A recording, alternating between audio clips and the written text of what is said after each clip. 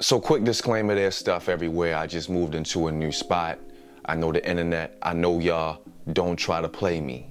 Don't try to play me. I'm gonna get straight to the point. The Five Bloods is worth a watch, although Spike Lee misses the chance to entrench viewers in the challenges that black soldiers went through in Vietnam. Here's the general story. 4 black vets go back to Vietnam to find the remains of their fallen squad leader and the gold fortune he helped them hide. During their time in Vietnam, they called their squad the Bloods and still do. On their journey, the Bloods quickly learn that the war hasn't fully left Vietnam. And as you would expect, Spike Lee has packed this movie with facts about how black people have served and died for America in the military since the very beginning. And as always, Spike uses historical clips to reinforce a point or to transition between scenes. He also flashes pictures quickly as if you're watching a YouTube video. The communication between the Five Bloods is funny at times. They sound like old black grandfathers playing cards, drinking beer at a barbecue. And at other times, the dialogue is a lot. It's a lot. And when they're looking for the gold, they are super loud. They seem like men who have never been trained in the military. I was like, why are you so loud if you're in a foreign country looking for gold? You don't know who's watching. You don't know if you're being followed. I feel like vets being trained in the ways of the military would consider that. Here's some highlights. Delroy Lindo was putting on an acting class. Through his character who has PTSD, he shows how the horrors of war can take a toll on the mind. He brought me to the edge of tears in some moments. I love how in some scenes, his brothers come to his aid when he's about to have a breakdown. And he has a really dope monologue towards the end of the movie. I'm not sure if it can be considered a tracking shot, but it's fire. Another good aspect about this movie is the soundtrack, which is laced with Marvin Gaye. I didn't know I needed to hear the a cappella version of What's Going On until I watched this movie, B. I'm glad I heard it. I'm glad I experienced it. So here's my main critique of this film. Spike doesn't spend much time showing the grievances that black men have with the military through the main characters. We only hear it through dialogue. We see it through some of the historical facts that he gives, but never in action. In Glory, we see black men being publicly whipped in the Union Army and being used as the cleanup crew.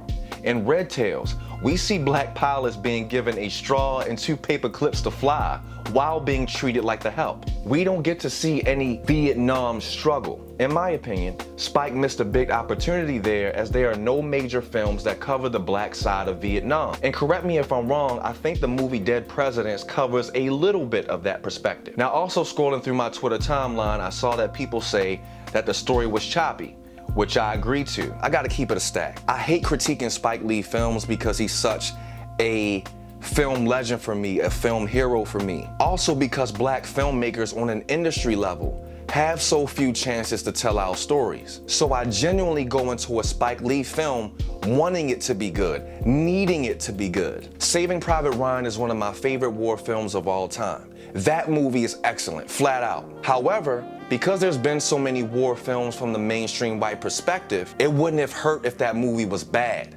Because there's so many white war films. When black people make a film about our history, it has to be good. This is why I get so pissed when the Nina Simone movie is a mess. Because I know how hard it is to pull funding for those projects. And quite frankly, we don't know when this opportunity will come around again. These historical figures are our heroes. Now I know the Five Bloods, they are fictional characters, but it's the idea of it, the concept of it. Filmmakers who make these kind of films, these historical films, take the role of griots. This is literally has been Spike's calling. He has been a griot since Jump Street. He and others have taken on the responsibility of educating a new generation. I say this with also saying that Spike has created my favorite movie of all time in Malcolm X.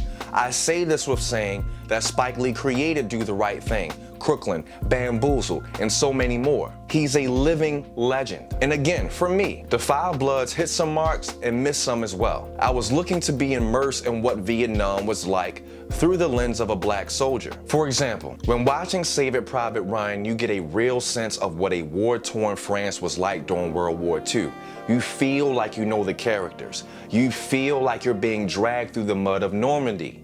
You feel the explosions rattle off in the distance. That's what I wanted from this movie. Now I know Ryan's budget was larger than that of the Blood's budget. More so than explosions and special effects here, I'm talking about story and connecting with the viewer. I didn't leave this film learning anything new that I didn't know before, which I feel is the goal of when you cover something that is well known like Vietnam from a different perspective. This is not to say that you didn't learn anything new. This is not to say that someone else didn't learn anything new. All right, fam, here we go. Let's jump into these Easter eggs. The main characters' names are Otis, Eddie, David, Paul, and Melvin, which are the names of the Temptations. Norman was the name of one of the main writers for the Temptations. In Spike Lee's film Get on the Bus, the main characters, all black men, go on a pilgrimage to the Million Man March as an act of spiritual renewal and a resetting of love within the black community. In The Five Bloods, the vets are going on a pilgrimage to bring back the remains of their fallen brother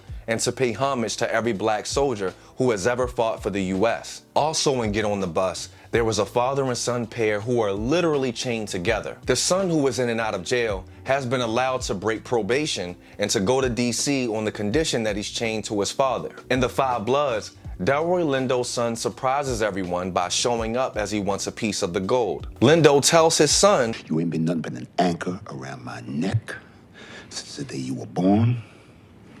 Yeah, I said it. And I mean it too. Take this shit.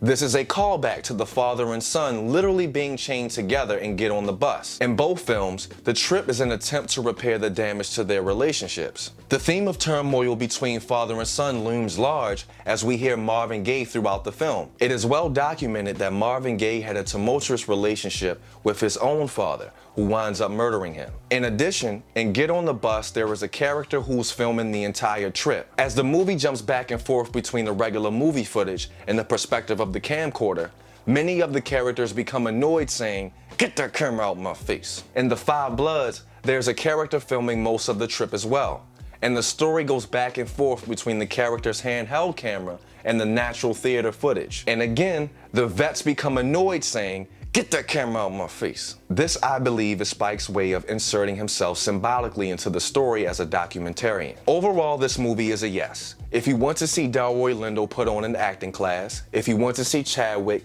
be the prototypical black hero, this movie is for you. So what did you think? Did you like The Five Bloods? Did you dislike The Five Bloods? Let me know. Let it show. And as always, if you like my videos, like to help me make more videos, pledge $1, whatever you feel, to my Patreon page. It helps keeps me out of the Hunger Games and in front of your face. We got more movie reviews, and we got more story reviews coming your way.